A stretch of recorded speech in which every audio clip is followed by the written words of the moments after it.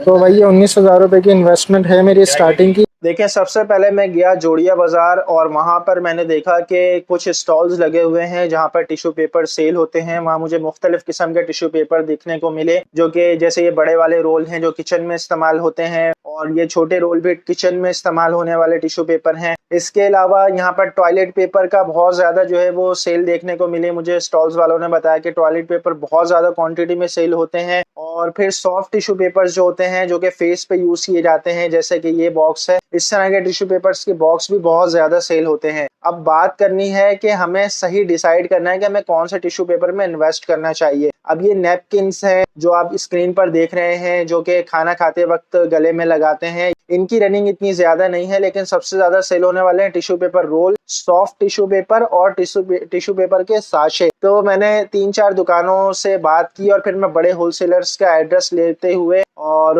वहां पर चल पड़ा कि ताकि मुझे बड़े होलसेलर्स मिल जाएं जो अच्छी क्वांटिटी में मतलब छोटी क्वांटिटी में भी जो है वो अच्छे रेट दे सकें। तो मैं एक बड़े होलसेलर के पास पहुंचा, वहां मैंने थोड़ी मालूमात हासिल की, ये जानने की कोशिश की कि टिश्यू पेपर रोल की क्या वैरायटी होती है। पिंक टिश्यू पेपर रोल और व्हाइट टिश्यू पेपर रोल होता है, प्योर क्वालिटी के टिश्यू पेपर रोल होते हैं, इंपोर्टेड मल्टीनेशनल टिश्यू पेपर हैं। ये टिश्यू पेपर सबसे ज्यादा बिकते हैं क्योंकि टिश्यू पेपर के जो कंज्यूमर है वो एजुकेटेड होता है, और वो जो वेस्ट मटेरियल के टिश्यू पेपर होते हैं वो बहुत कम यूज करते हैं, बल्कि अच्छी क्वालिटी के टिश्यू पेपर ज्यादा यूज करते हैं।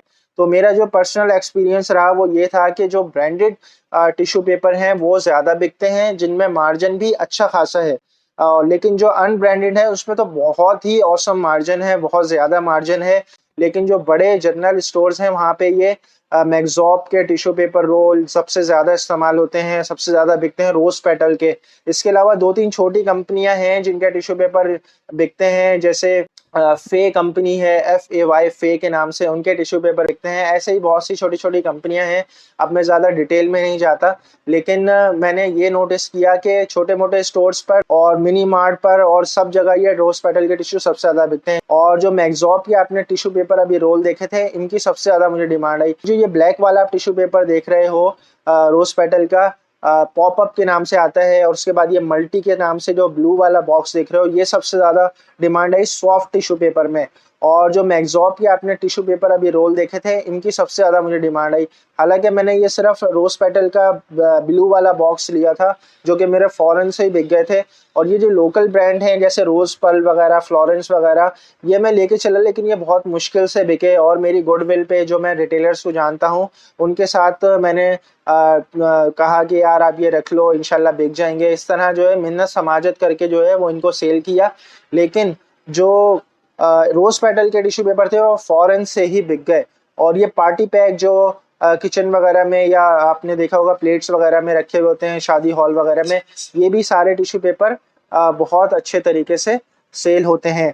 अब मैंने जो इन्वेस्ट किया है इसमें आप देख सकते हो कि मेरी जो इन्वेस्टमेंट थी वो तकरीबन 19,000 रुपए की थी, जिसमें 7 किस्म के मैंने टिश्यू पेपर रोल लिए, और इसमें ब्रांडेड अनब्रांडेड हर तरह के टिश्यू पेपर रोल लिए। और जो मैं आपको अपने एक्सपीरियंस से बता रहा हूँ ये सारी बातें आप बगौर सुन लें। आपने अगर टिश्यू पेपर का कारोबार करना है, आप अपने शहर की करीबी मार्केट में जाएं, उनसे ऐसे टिश्यू पेपर परचेज करें कम कम क्वांटिटी में। जैसे टिश्यू पेपर के रोल के 3 पैकेट ले लिए, 4 पैकेट ले लिए, बॉक्स के 3-4-6 डब्बे ले लिए, और साशे के 2 बड़े बॉक्स ले लिए। इस तरह से उनको कहें कि अगर इसमें से कुछ नहीं बिका या मेरी डिमांड के मुताबिक नहीं हुआ तो मैं आपसे एक्सचेंज कर लूँगा। उसमें आपकी कोई कटौती भी नहीं होती, और अगर आप उनका माल बिल्कुल सेफ और सिक्योर तरीके से वैसी ही हालत में जैसा लेके गए थे उनको वापस करेंगे तो वो एक्सचेंज भी कर देंगे बखुशी। आप इस कारोबार में इंशाल्लाह बहुत जल्द सेट हो जाओगे। अपने एरिया की दुकानों पर, मिनी मार्ट पर, जनरल स्टोर पर, कॉस्मेटिक की दुकानों पर, मेडिकल स्टोर्स पर जाओ, उनसे पूछो कि किस तरह क्या कौन कौन से टिश्यू पेपर आपको चाहिए। देखें, मैं अपने घर पर लेकर आ गया जो जो मैंने टिश्यू पेपर खरीदे थे, और बेचने का आसान तरीका मैं आपको बताता हूँ। सारे टिश्यू पेपर्स की मैंने पिक्चर्स ले ली। पिक्चर्स लेने के बाद उन पिक्चर्स को मैं दुकानदार को दिखाऊंगा, डिस्प्ले कराऊंगा कि मेरे पास ये टिश्यू पेपर है।